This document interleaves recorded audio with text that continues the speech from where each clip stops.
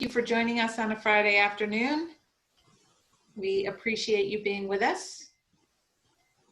My name is Amy Rising. I'm the Director of Performance Assessment Development and Policy for the Commission on Teacher Credentialing, and I'm joined by my colleagues, James Webb and Gay Roby. Gay, let's start with you. Would you like to say hello and then introduce our speaker? And also we want to welcome Lori Thornley, who's with us to help facilitate from Evaluation System. So welcome everyone and happy Friday. I want to echo that welcome from Amy. And if we have the next slide, please, Lori. We are pleased to offer our 9th in the second year of implementation of our virtual think tanks. Today we're talking about navigating difficult conversations. So applying to cycle 3 as the candidates talk to volunteer teachers. And what is the classroom like? What is the school like? The context in the community, etc. So next slide, Lori.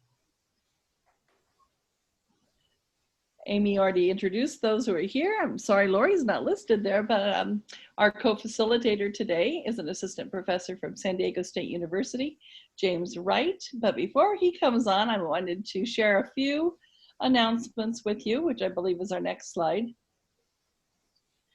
First, our agenda. We're already said the first 3, but we will be opening the mic for questions and comments towards the end. We really like our virtual think tanks to be very interactive, to include your thoughts, your priorities for your context, and what are your questions that you have for Dr. Wright. And then we'll close at the top of the hour at 1 o'clock if we take that long. Now for our announcements. Our annual coordinators meeting has been moved to an online format, and it's going to occur from 8 o'clock, starting with a warm-up. The actual meeting starts at 8:30 and running until noon on June the 3rd. Registration is in the PSDE News, which comes out today, should be in your inbox before 5 p.m.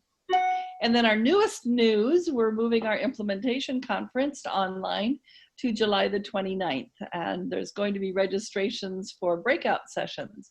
So we're figuring that piece out, and then registration will be open and ready for you.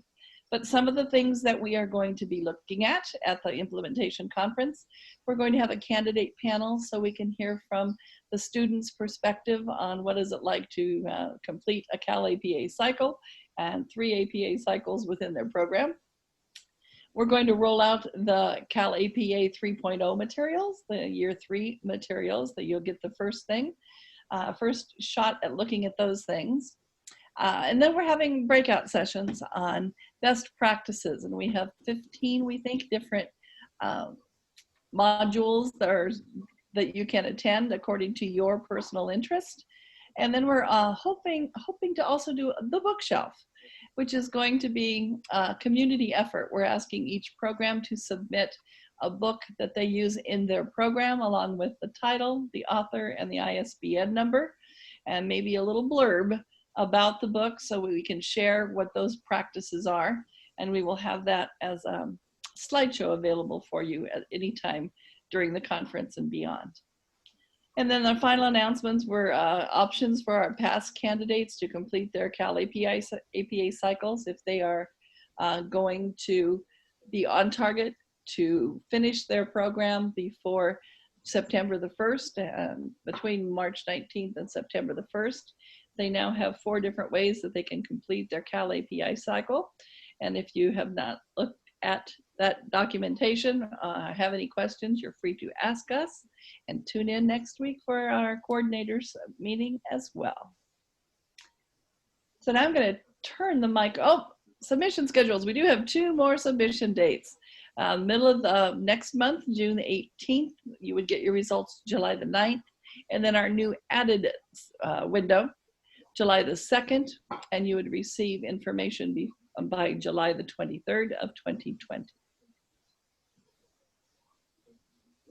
See, now I'm like, there it is. Now I can turn it over officially to James Wright, who is an assistant professor. He is part of the Department of Educational Leadership, and you know all of those fun folks as well. Nancy Fry and all the David and Tony, and he's with that cadre of folks. So the rest of the hour is yours, James. Thank you so much for volunteering to be with us and share your research and understanding. Thank you so much, Gay and Amy and everyone else involved with this very important initiative. And it's actually an honor for me to be here to share some of my thoughts and some of my experiences around this program and teaching specifically to this specific topic. I would be remiss if I didn't speak specifically about the elephant in the room happening across the country, or as is pretty much related, is related, if not interwoven with regards to this specific topic. And that is the situation happening in Minnesota, which is reflected by the situation that occurred in Georgia a couple weeks ago, and which is also connected to the situation in Central Park in New York City as well. And to some extent, the idea of difficult conversations or avoiding difficult conversations are in many respects connected to these three different events. So I just wanted to kind of say that and put a pin in that before I talk specifically about this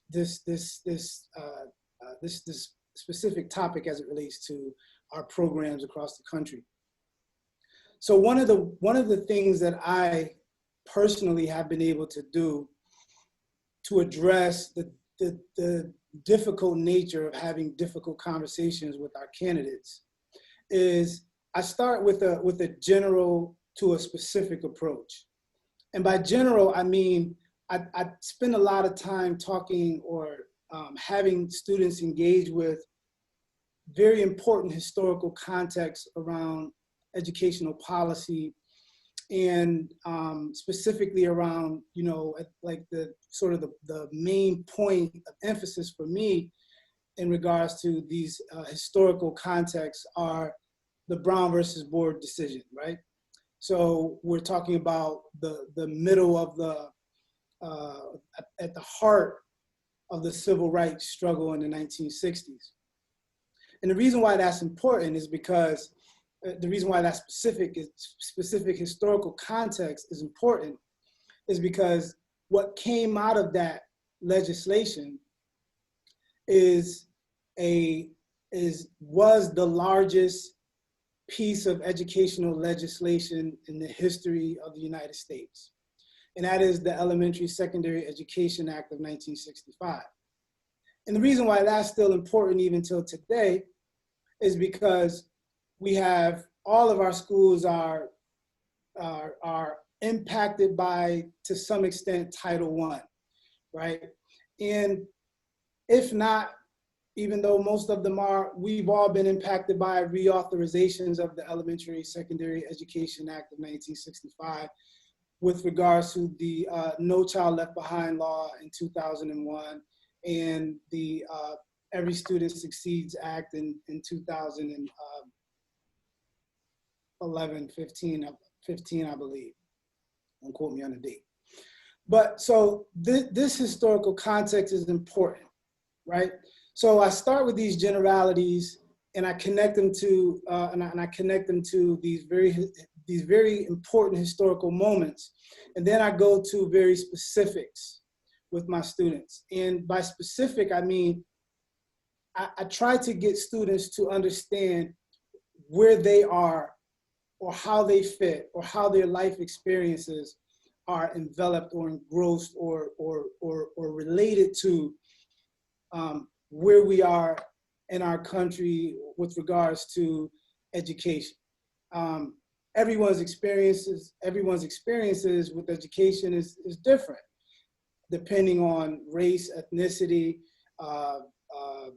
English language capacity, socioeconomic status, region of the country. So there are a lot of nuances and a lot of differences, but one of the things that remains sort of central to all of that, sexual orientation, but one of the things that remains central to all of that in terms of a constant source of inequity and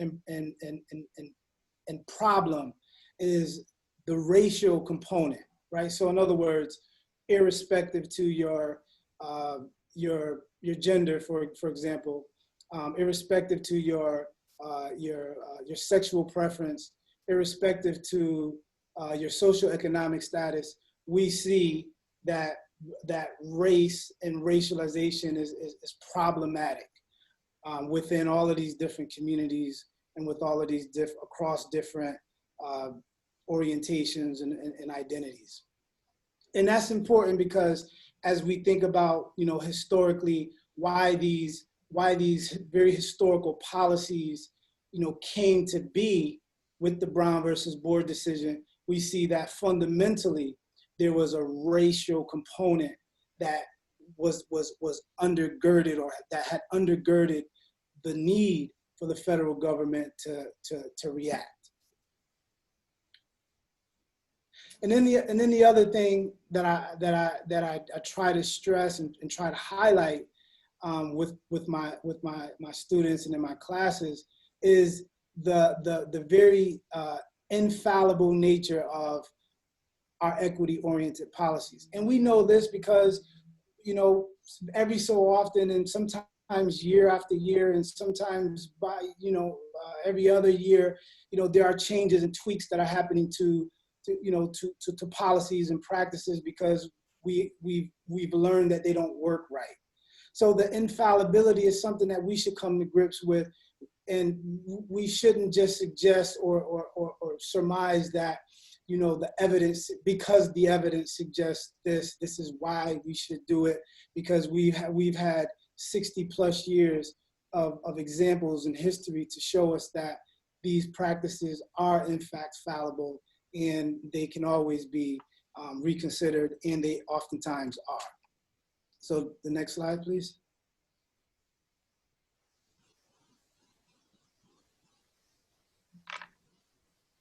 All right. So I heard Gabe mention earlier today about a bookshelf, and so I want to quote from a book that I find has been very helpful in having these kinds of conversations with my students. And it's a book. It's kind of dated in some respects. It's by Sandra Stein, and it was published in 2004. And the book is called The Culture of Education Policy. And this is a phenomenal case study that highlights a lot of the discourses that went into the equity-oriented policies, as I mentioned earlier, with regards to Title I and the Elementary Secondary Education Act of 1965, and a lot of the discourses and ideology that went into the crafting of those policies, right? And so in this quote, Stein says, "Policy does not create bias. However, it does embody the biases of its crafters and can reinforce the biases of its implementers."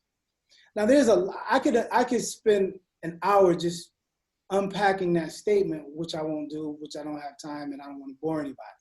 But there's a lot of significance in this particular statement, right? And it kind of speaks to the idea that yes, policy is not infallible, that it has proven and shown to be problematic, and through experience and over time, we've seen instances where it's proven to be ineffective, and that's important. And it's not to say, it's just something that we should bear in mind. And the next slide, please.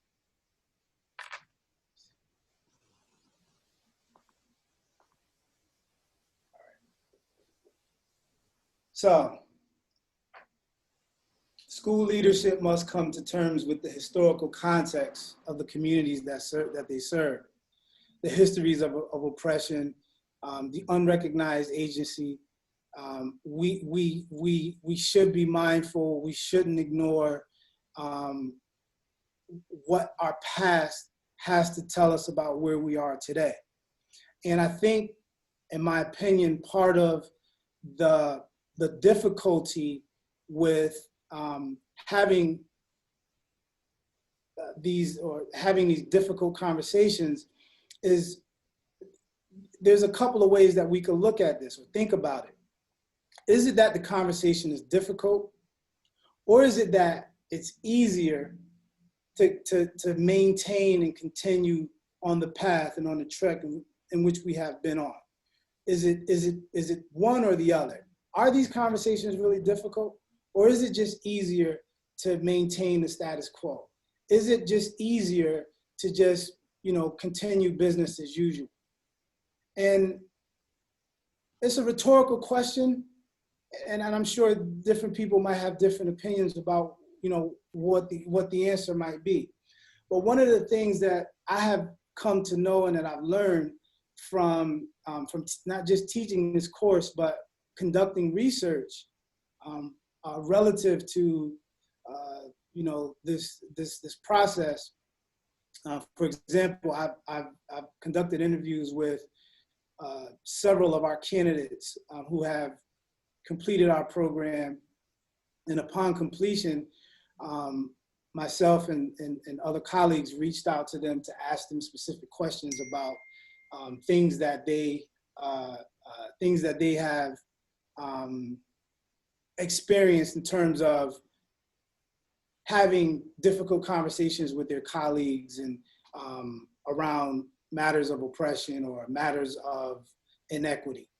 And some of the things that I've heard quite a bit, and I can imagine that many of you are familiar with this very popular discourse. I've heard things such as, I don't want to rock the boat.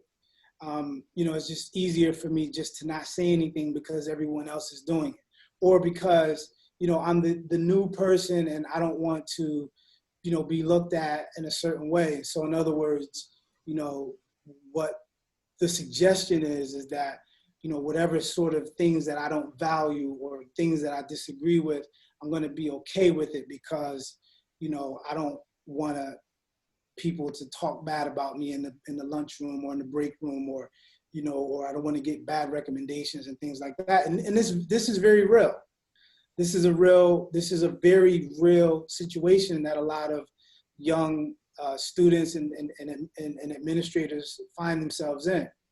And this is not something to to scoff at, but it is something that we should take into account when we think about whether or not these conversations are difficult, or whether it's just easier to go along with whatever it is that's happening. All right, so the next slide, please. So I'm still working through the general ways in which I get students to kind of see that what is happening in schools in terms of the contemporary landscape around, whether it's the problems, the academic problems facing our EL students, or the academic problems facing our African-American students, whether it's the specific problems related to others in very different minoritized populations.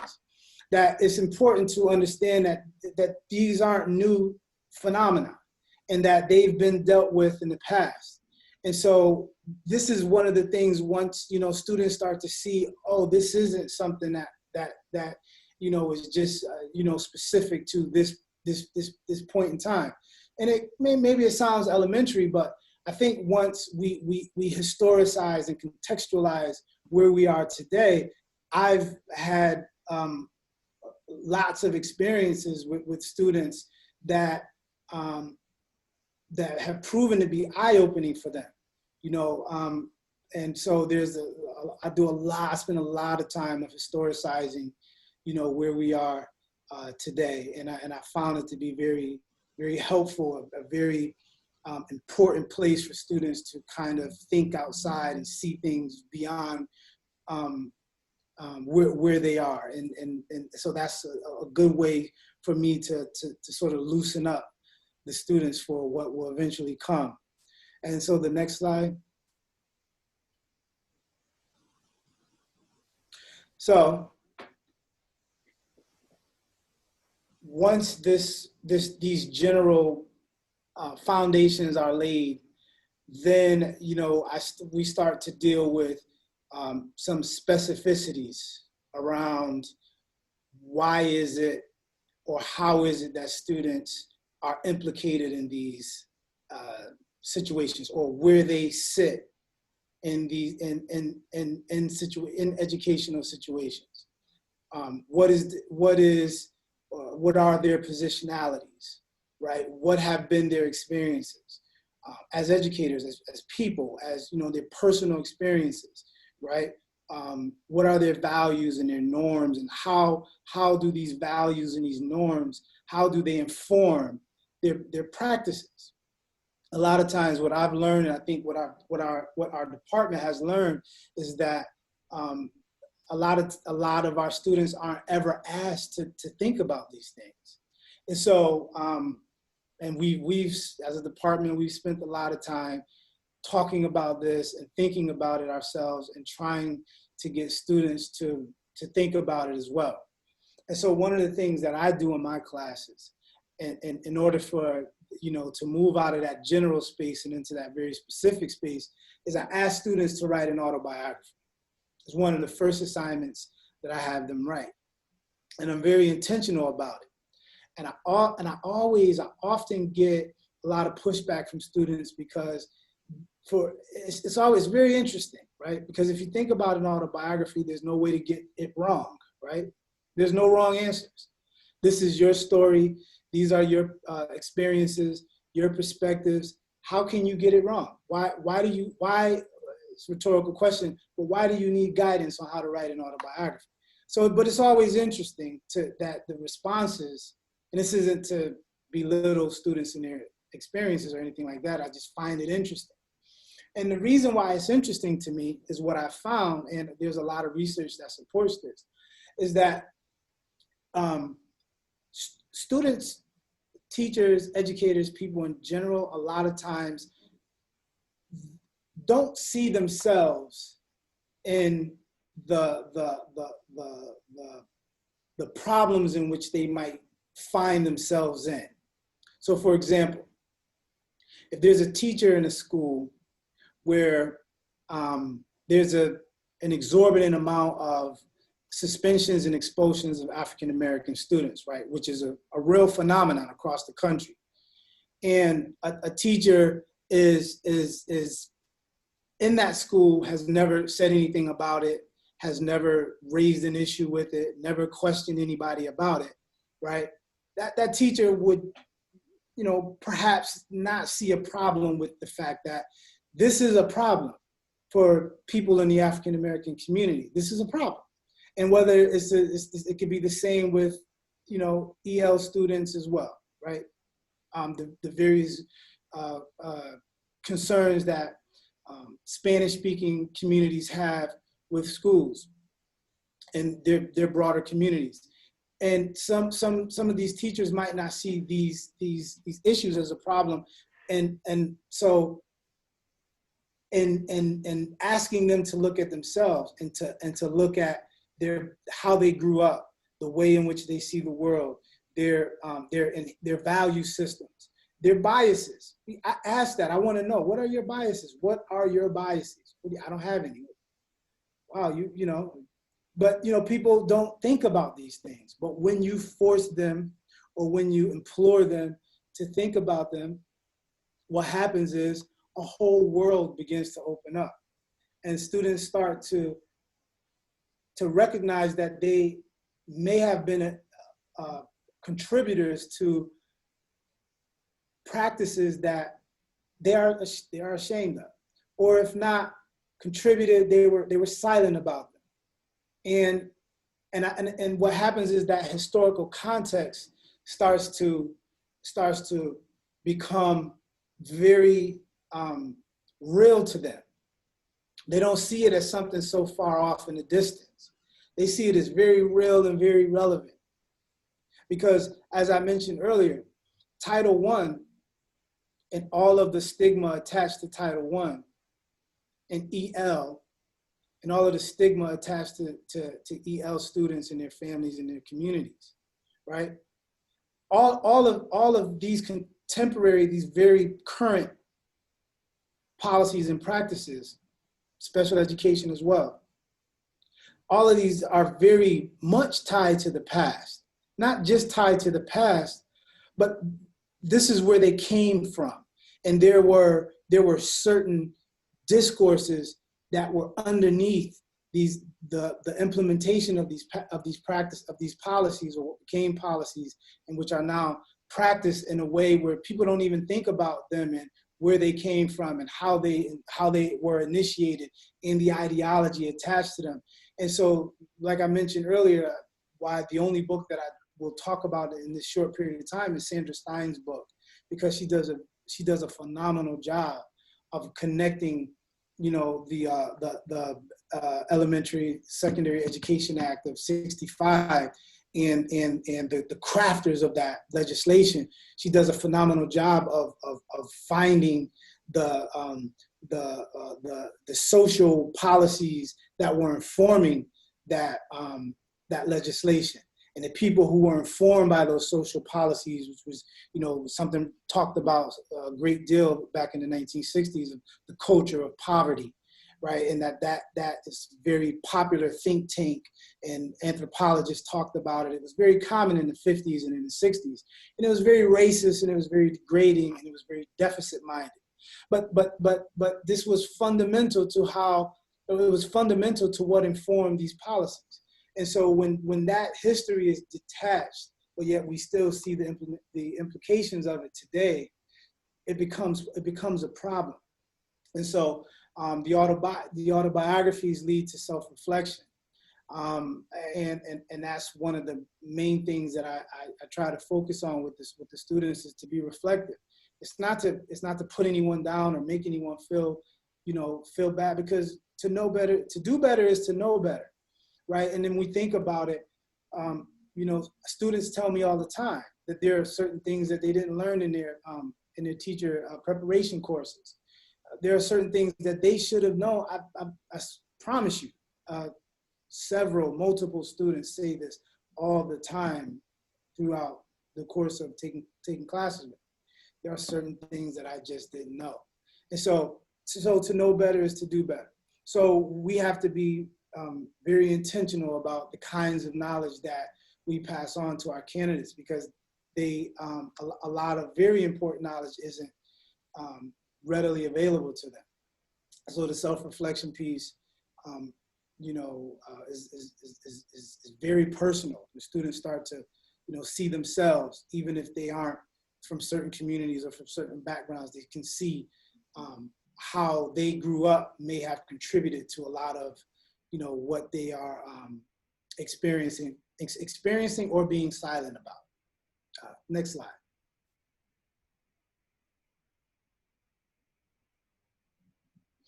So some of the research and evidence that I provide that supports much of what I'm talking about is, not very long ago, a piece was published in the Journal of School Administration Research and Development, spring 2020. And it's an article, it's research by myself and Dr. Fisher and Dr. Fry. And it talks specifically about reflection and in this specific program, and the things that we talked about and the things that we learned as faculty members in our collective engagements with our students around reflection. And what one of the things the article talks about is that reflection is something that we found our students didn't have an inclination to do it. They had to be taught. What typically happened was they would summarize, certain ideas, and they wouldn't reflect on them. In other words, they wouldn't see themselves in a specific situation. Like for example, just because you don't come from a certain group, right? there are certain things that we as humans can empathize with and connect to, even though those experiences aren't necessarily ours. And so that's like one of the key components of reflection. And I think that article does a really good job of explaining, our processes with our students and helping them to be more reflective. There's also a future publication that I mentioned briefly that we just recently wrapped up. Myself and one of my colleagues and a graduate student, a doctoral student here at SDSU, it dealt with, some of the students talking about not rocking the boat, and we talked about the different reflective tools and the historical content, as I mentioned, and the impact that they've had on students. So basically, what we did was some of the students who had graduated from the program or had completed who had completed the program, basically, we brought them back and we interviewed them. And these were my students, and I asked specific questions. I didn't do the interview; I had someone else conduct it. So because the idea of that was to try to get students to not say what they thought I wanted to hear, and by having someone else there. And we learned some really important things in that research. It'll be published, I think relatively soon, but these are some of the evidence that support much of what I have said so far. And I can talk a little bit more about it as we go forward and into the Q&A section. Next slide. Oh, I think that's it for me. Thank you so much.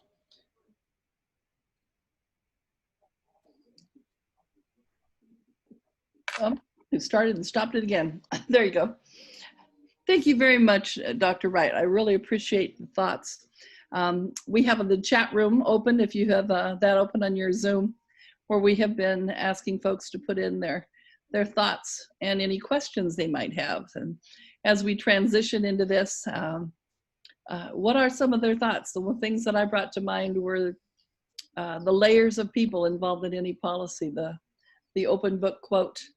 And thank you, Cheryl Wilson, for sharing the title of the book, The Culture of Educational Policy, for others to use.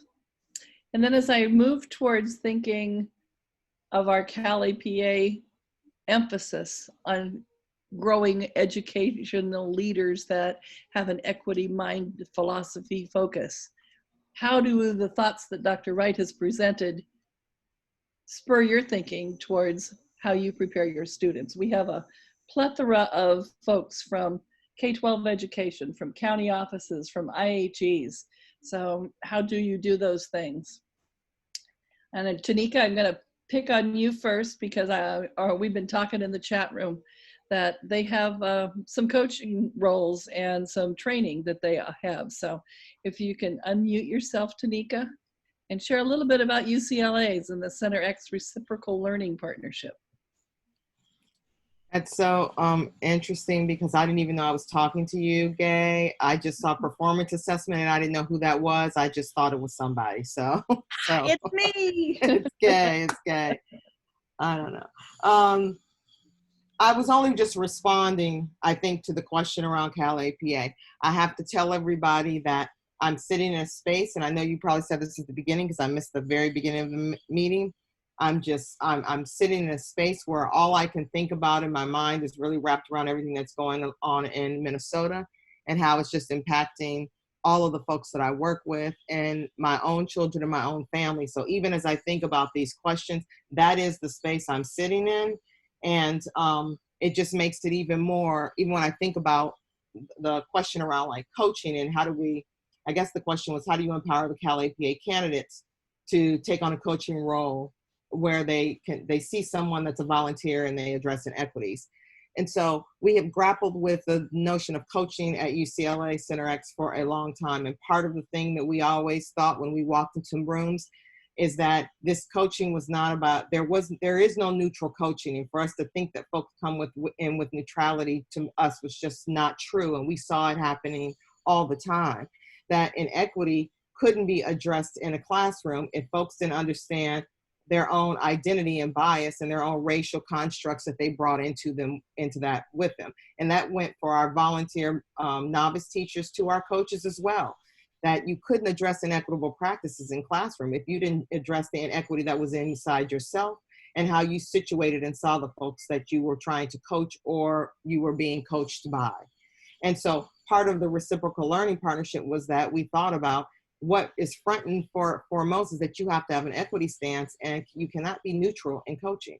And if you are neutral in coaching, then you eliminate the things that I think Dr. Wright was even talking about and thinking about, which is you eliminate the notions of how race, how bias, your positionality, and your identity impact every single thing we do inside of classrooms.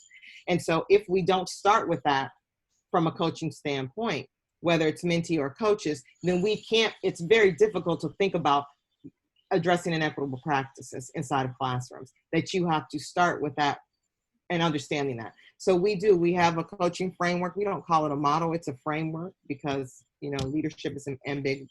You have to be able to be flexible, but it's to take an equity stance means that you have to address positionality, you have to address race, you have to address identity, and before you can even begin to be in a relationship with someone else. And that is what this model or framework starts off with. But anyway, I'll put in the chat if anyone wants to go look at it. There's a number of trainings that are coming up, and this is how we train our own leaders to think about what we mean by coaching. And it is very different than just saying coaching for equity. It is front and center, thinking about the things that every single thing we talk about in schools, whether it's curriculum, policy, whether it's discipline, it all sits on issues of race, bias, positionality, and identity. And if we eliminate those and do not discuss them, then we do what we always been doing, which is reproducing the inequity, which we have seen from now until before I was born, and what's continuously happening, like we have in Minnesota and everything else. It just reproduces. We just fool ourselves. I'll put it in the chat. If I could just piggyback on something that Tanika just said. It reminds me of, and I wanted to bring this up, but I forgot. But it deals with describing versus naming, and I think that what we've gotten away from over, I don't know, the last couple of decades, I would say, and there are a lot of scholars and researchers who talk about this, but we've gotten away from naming exactly what's going on. And today's time. Instead, we describe them. We describe these.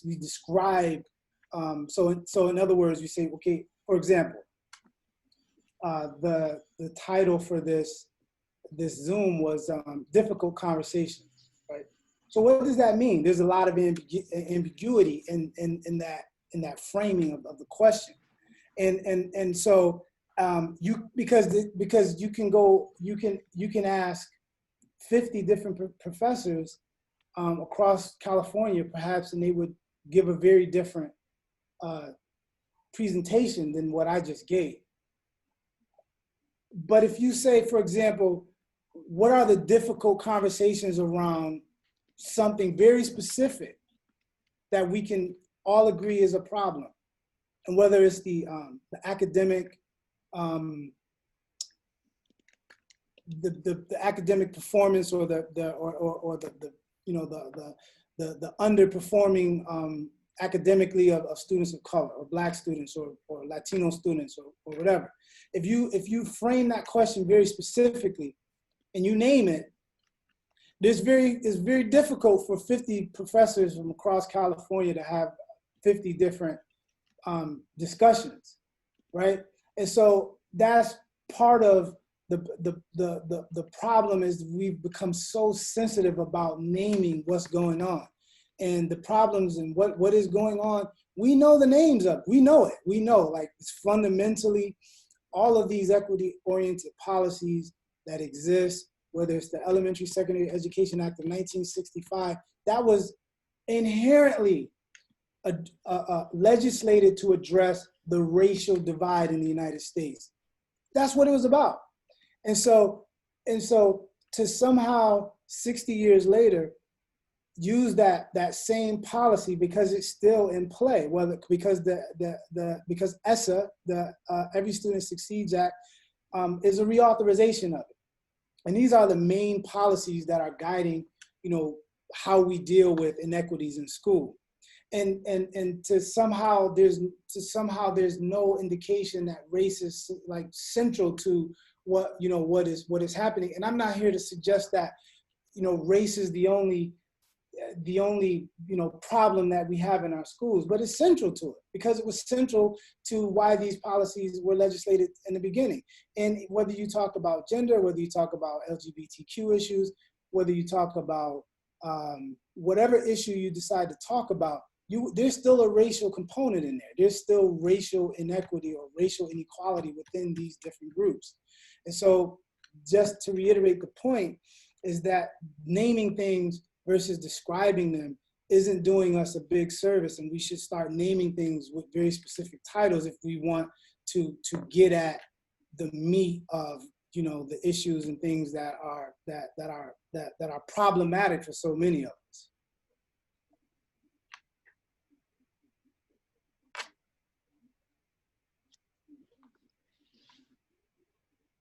So looking a little bit forward in our chat, Melissa puts in a nice question. Would anyone else consider sharing the recording with candidates as a conversation starting point? Melissa, are you willing to unmute yourself and talk a little bit about your thoughts around this question? Well, I don't know that I can add too much yet, but I very much appreciated hearing Dr. Wright and his perspective and his ability to articulate deeply his work and his understanding and others' work. And I don't want to lose that. I don't at this point feel able to do so myself, and I don't want my candidates to be shortchanged. So I'm thinking certainly we have work that we do. I think we could do better on naming. I appreciate the point that you just brought up of being more specific, and I just thought that this could be a good tool for me and for my candidates. Thank you, Melissa. Anyone else have anything to add to our conversation? Any questions, any thoughts that came to mind? I just wanted to add that we use much of Enid Lee's work when we teach our course, which is Coaching for Equity. The overarching theme is who is learning and who is not learning. One of the introductory articles to this course is Discourse 1 and looking at Discourse 2. The teachers are first instructed to do something, they don't do an in-depth autobiography, but they're looking at how their beliefs and values may be different than the person that they're coaching. So they write about that. And the value of Enid Lee's work, we use a audio where she is working with someone who blatantly says that these English learners, their parents are too busy. We can't expect them to go to college. I mean, she makes some really biased statements. And what we hope the students walk away with, when you hear that, how do you get beneath the teacher's thinking so that you're not defensive? How do you hear it? And the skill that Enid Lee has is to say, well, I understand you said initially, you really want the students to do better. If you could, you would make it so they could get to college. So using these positive presuppositions to build on whatever strengths the teacher has so that you can unpack those biases. And so it's not meaning that we solve all of the issues, but that is using her work and really helping the students understand their blind spots is one of the ways that we try to help them begin the coaching conversation, always with who is learning and who is not learning, and that's the data that they're gathering. So can I just say something too, just because I appreciate the comment, and I just think about sometimes how I'm thinking about how we think about our students, again, with the CalAPA and the coaching. we ask them even to look back further than that. So we ask them that even as you, as a coach or as a leader, begin to think about what inequitable practices you see in classroom, like someone making a statement like all those English language learners or blah, blah, whatever. We ask folks to also think about, remember who you are as you walk into that coaching relationship as well. So I use the example of, because my lens is through a racial lens, that if a white woman comes and decides to coach me, I'm already have a defensive mechanism up, because the social political context for me is, why is the white woman coming in to tell me how to coach brown and black children? And until that barrier is discussed, we can coach all we want, and I will let that coach walk out of that room, and I will go to my colleague and say, she came in here and told me all this stuff about English language learners and the brown and the black kids, but she can't tell me anything because she does not understand culturally who they are. I understand culturally who they are, but she doesn't. And so the communication between me and the coach has already broke down, because the identity and positionalities of who we are when we sit in those spaces don't get talked about at all. We immediately go to what the volunteer teacher said or whatever. And it showed up consistently in our mentor and our coach and our leaders. We had issues of folks with our Latinx students and the coaches having disagreements with understanding what discipline practices look like, because they were culturally different. And so the coach would come in and say, why are you disciplining students this way? And the volunteer and the mentor teacher, who was Latinx, would say, because this is what we do culturally in our home. And and she would come back and say to the coach, the way you see it is not the way I see it. And so we always told them that until you discuss issues about how you come in your own lens, then you miss a step, because we immediately go into the classroom and again, I'm always thinking, trying to help them. And just like you said, not to solve it and fix it, but we're always saying that there's a step before, which is understanding how you show up into these spaces as coaches. And if you don't recognize your own intersectionality between race and your own belief systems about it, even how we believe we lead and learn, then we do ourselves a disservice if we just go in and focus on that. And so that's that step before that I think all of us have to think about. How do we show up in these spaces? Because I definitely show up with a bias when I walk into spaces and how I feel people teach brown and black students. And part of it is because of my own identity and how I show up. But I just say ditto to that. We've had a lot of conversations in terms of male, female, white male privilege. How does that impact you when you walk into the room in terms of the lens that you see and what you see, how that teacher's interacting with students? And a lot of it could be based on lack of understanding the students or knowing the students. So I'm really glad that you brought that up, because that has been a tension as we've talked about as coaches amongst ourselves. And I would like to reiterate that too, because there's a lot of wrong information, for a lack of a better word, with the idea that, Tanika mentioned being biased. And I think everyone comes in with a bias. And so with the work that I do, with the autobiography, it's important. I ask students to, tell me what your biases are. And we all have them. And when they're laid out in front of you, it says a lot when you can be honest with yourself about what those are. It says a lot about you and your character and your integrity when you can say that, these are the biases that I have. I learned them as a child. I see these students from these communities this way. I don't know why I think of them this way. I mean, something I was taught when I was younger. And when you do that, people of color can say, okay, this person, we can work with this person, as opposed to suggesting that, I don't see color. I don't have any bias. I'm objective. But that's, I don't see that as anything. I don't respect that. That's not respectable for me, because we all have them, and to address them is more respectable than to suggest that you don't have any. And the stakes are high. We have 50 or 60 years worth of educational practice that has been miseducating and misguiding our students for a long period of time. For me, this is personal.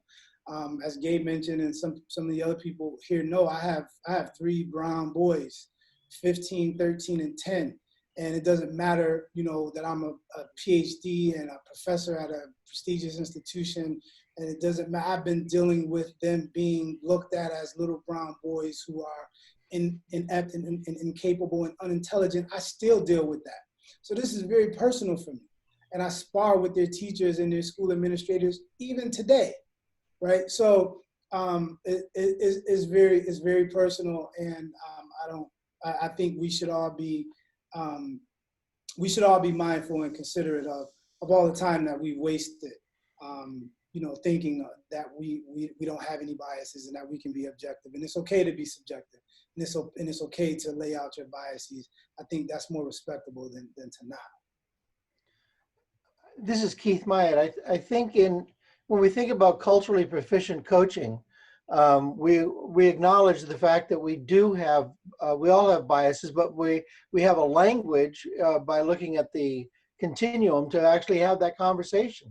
It just strikes us. It strikes me as almost impossible to have a combination, have kind of a conversation in this country when we can't even agree on the value, on what blindness is and its value. And one of the things that we understand in blindness is that it takes the onus off of anyone to take responsibility for acknowledging it, which is such a dominant position and a hurtful position.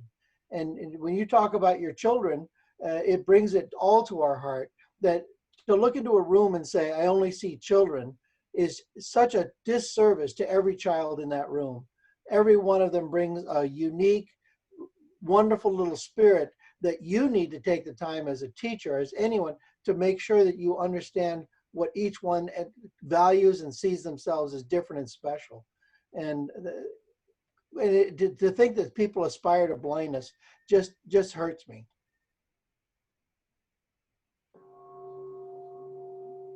Along those same lines, Cheryl Wilson shared a book in the chat room.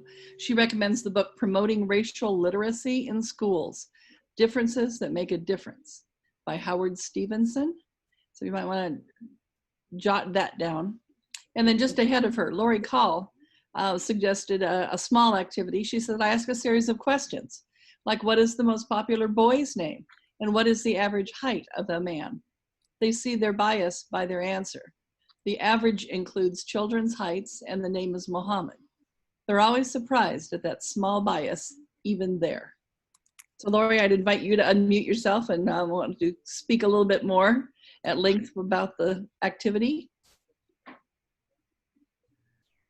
Sure, I do it through using Poll Everywhere. So it's up on the screen in front of them. So we do it live. And I just ask those questions. And it's so hard for me not to say anything to lead them, but just they don't realize, because they're thinking the big biases that they're going to have, but they don't understand that we have these tiny biases that lead to other biases that become huge. And just the whole idea of asking them what is the most common boy's name, they're just thinking of where they live, their little pocket of the world.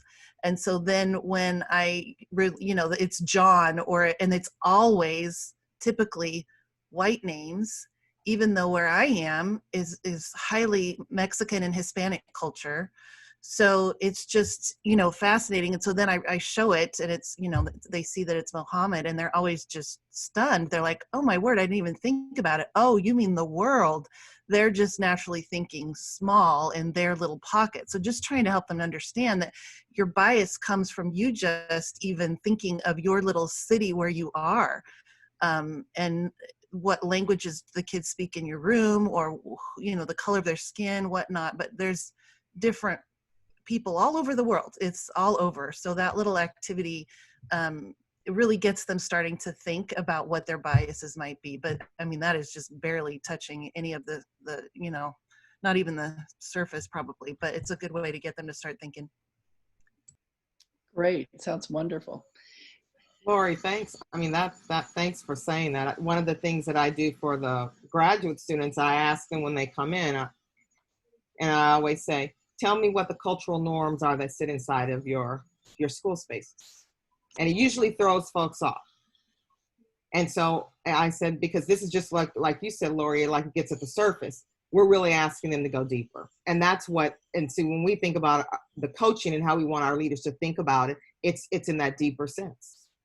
Just as you said, so it's not just scratching the surface. So it's like, what are the cultural norms that show up? Like, you can't validate and you can't affirm me and you cannot be an ally with me if you do not understand the cultural norms that show up inside of your classroom. If you don't know it, then how can you be responsive to it? Usually people focus on, like you said, the surface stuff, things they can see. We're trying to get at the stuff you cannot see, because that's where the tension and that's where the bias and all that stuff comes in. And so that's one of those other questions I ask folks. The other thing I would add to that, just the other thing I tell them is that I grew up on the West Coast. Okay, I'm not trying to be specific about how people think across the country. I'm just saying that it is different, right, where we've grown up.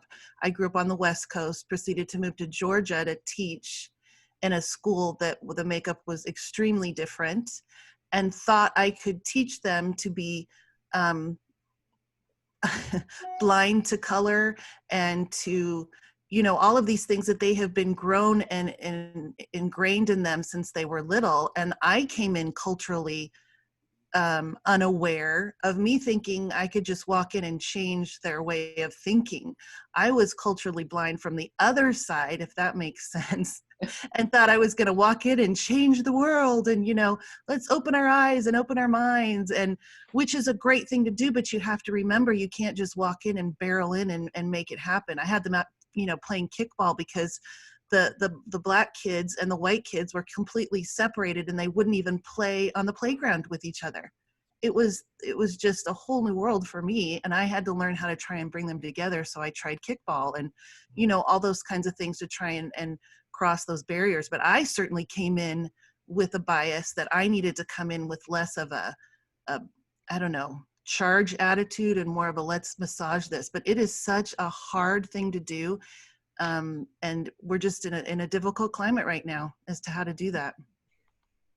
I think about all of you faculty members and program personnel who are reaching out to people who are taking their first step out of their comfort zone, who are looking to say, me have biases? What do you mean? And they're quickly going to become leaders at their schools. And it's very important, the work that you do around this. And so I would encourage you to look at the many resources that they have provided here. There's some good online, there's some good books, there's a lot of good techniques we've discussed as well. Thank you very much, Dr. Wright, for opening the conversation for us. And if you're willing, we have a whole new year coming up for our year 3, and we'd love to have you come back and speak to us again. We have about 3 minutes left. Anybody else have a comment they'd love to make before they walk away today? I want to say one last thing about another book. I would highly recommend, and my students find this book life-changing, and I teach it in all my courses. It's Culturally Responsive School Leadership by Dr. Muhammad Khalifa, who is professor at the University of Minnesota on his way to Ohio State. The book is I would highly recommend it, especially just listening to the different conversations today. And it has influenced a lot of how I navigate as well. So highly recommend the book. I recommend everybody take a look at Cracking the Code. Put it on your list, see it now. It's a great introduction helping people look at biases from multiple perspectives, especially in terms of what happens with race. Cracking the Code. It's a great one. It is. Hey everyone, this is Amy Rising. I just wanted to say thank you to Dr. Wright for joining us today and sharing his thoughts. And we do welcome you to come back and continue you're working with us now, but to continue your great work with us. So thank you for that. Does someone want to put the name of the books in our chat so we can share them? And also, Gay, you might want to just talk for a minute about the implementation conference and how we're going to have a book sharing opportunity there as well. Maybe these books can be part of that. Right. We talked about that at the very opening part, but I know we've had a lot of people say, I came late. What did we start with?